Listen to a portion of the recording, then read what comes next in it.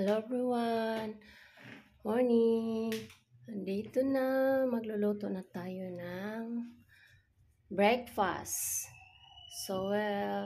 Andito na yung pan tsaka heater para mag-init ng tubig. At ito naman, lagyan natin ng tubig ang heater para ma-on. I-on natin. Tapos kunin ko yung pansit, iinitin ko muna. Tapos, ito yung tasa, kape, at magkakape na tayo. Ito yung lalagyan ng pansit. At yan ang pansit, iinitin natin. Tapos, iinitin hanggang sa mainit.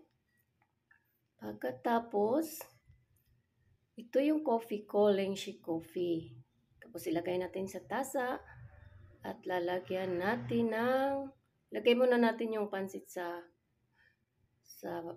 plato. Put the ramen on the plate. And then, banana. Tsaka lagyan natin ng tubig ang kape para masarap.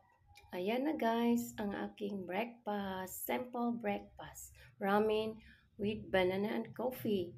Let's eat! Bye!